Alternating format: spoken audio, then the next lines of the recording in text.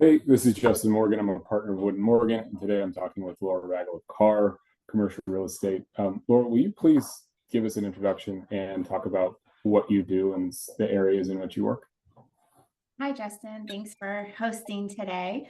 As Justin mentioned, my name is Laura.Ragle. I work with CARR Realty. We're a national commercial real estate firm that focuses specifically on healthcare real estate. Primarily, most of my clients are dental. My background is in dental, so that is a big segment for us here in Los Angeles. I do cover all the way up to the Central Coast, which is one of the fastest growing markets in the country, and especially here in California, as people are kind of looking for a little more space from LA. And then I do also go down to San Diego. It's a beautiful drive, so enjoy the water as I'm driving down the coast. Cool. And, as we talk about 2023, how did that year go for you, and what were some headwinds and some difficulties that you faced? 2023 was actually my best year. I had more startups open for business than ever before. I think there was a little bit of some pent-up energy from COVID and that kind of long lag that we saw here. A lot of people were hoping that commercial real estate was going to slow down. And unfortunately for my clients, we didn't see landlords giving a lot of rate reductions. They held pretty firm. Of course, everyone has people doing deals in, Texas, where they're buying land and doing 6,000 ground up construction, which just isn't the market here, right? So we have to set a realistic expectation and a realistic understanding of what this market is and the challenges that we have here. But, there's still people out there doing deals, doing transactions, starting their business. LA traditionally has been very much an acquisition market. People generally, when they come to me for a startup, have been looking for an acquisition for 1, 2, sometimes even longer years. They get frustrated with the process of trying to line up ideologies, trying to line up treatment philosophies, trying to find a practice that isn't, as competitive, where they're competing with their colleagues, right? 20, 30 people are putting in LOIs for an offer. So they come to me and they say, I'm just going to do it from scratch. And, I specifically do a lot of hand holding through that process. There's a lot of moving parts to it, navigating the markets, finding a location that makes sense, and making sure that they're lined up for their business to be successful, by seeing the type of dentistry they want to do and then negotiating them the best terms. So 2023 was great for me. A lot of happy clients, and 2024 is off to a great start as well. Cool. And so it sounds we have a puppy. Yeah. I don't know if it's too bad. Maybe we can edit. But in terms of all right. We're all just casual here. It's wild. Okay.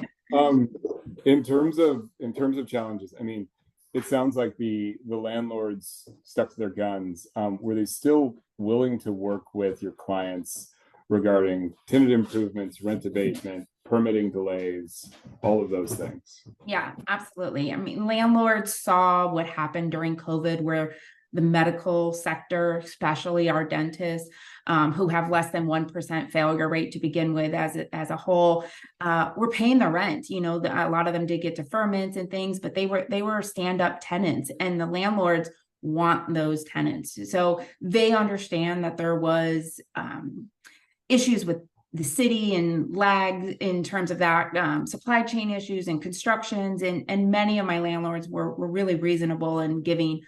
While they didn't give reduction on rate, they were very generous in terms of extensions for permitting and times for construction times.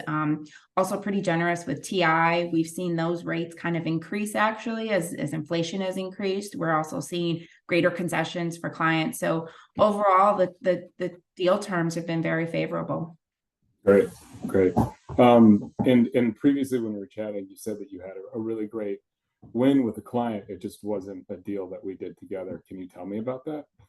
Yeah, she wanted to be in a very tight market here in the Valley with very, very limited inventory. It kind of butts up against the mountain range. So there's just not a lot of development happening there. and we looked for over 2.5 years for a space. And just because of my relationships with some of the listing agents here in the market, now that I've, been doing this for over 5 years, had an agent send me a listing that before it even hit the market, and we were able to jump on the deal. It happened to be a formal orthodontic space, which was her use. She was able to slide in, and she's already up and running and seeing patients at her second location. So she was just absolutely thrilled. And I think working, as a team with yourself and myself and the lenders and the team for the contractors and everything is so important to have everybody understand the urgency of, expediting things, getting the deal done, keeping things moving, getting favorable terms, but then also, jumping on opportunities when they're available and having everybody work together to help pinpoint what that is and get the deal done. Cool. And this is interesting too, because previously you mentioned the 1% default rate, right?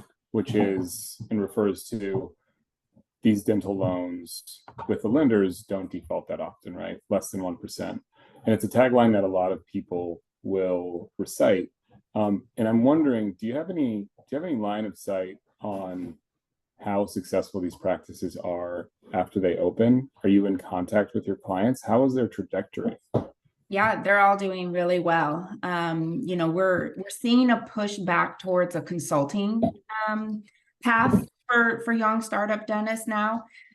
Traditionally, I think there was a lot of information out on the internet, and individuals just thought, hey, I'm going to figure this out for myself. I can do this. And I think these young doctors who are doing these startups and or buying these practices are realizing that, hey, I don't have to know all this. There's people out here who can help me get there. And we are seeing startup doctors being able to quit their associate positions within a 1.5 to 2 years after doing a startup.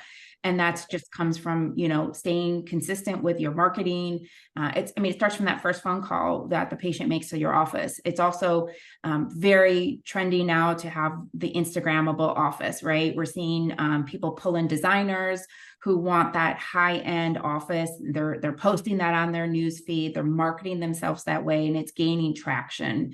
And we're also seeing clients realizing that they are fine to be back in a medical space rather than deal with some of the issues that can sometimes happen in retail centers. And they're finding that the way they're marketing themselves and they're targeting those A patients, that they're just as successful as whether they go retail or medical.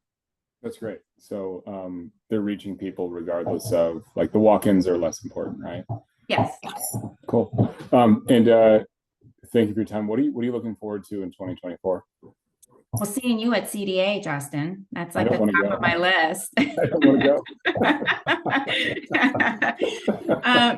I have a really great group of people that I'm working with this year. It's been so amazing to be at a point where I'm starting to get referrals from existing clients, and they're just hearing my name throughout the market. And so working with people who, are just great individuals. I'm so excited for what they have in store and next. And then also in turn, of just expanding relationships, spending more time with vendors like yourself in the market, and just kind of getting the message out there that, there's people here to help you with your business and help you as your business unfolds, right? I always say to my clients, like, I don't just sign this lease and walk away, right? If you need something in 2 or 3 years, like, call me, text me. I don't care if it's 9 years from now. I want to be a resource for you with whatever's next in your business, and connect you with people who can help you and kind of help get that, noise out of your head of that we sometimes get on social media, where there's just so many people pushing, what's new and what's this, and it can get a little overwhelming. So just, working with good people. Cool. Yeah. Well, thank you. And I do hear I hear you regarding, like, the noise and the marketing chatter about, everybody trying to offer services at some crazy discount or some crazy markup. And I do appreciate your partnership and the value that you provide to my clients. So I look forward to working with you this year. This year. Thank you. Me too. Thank you so much.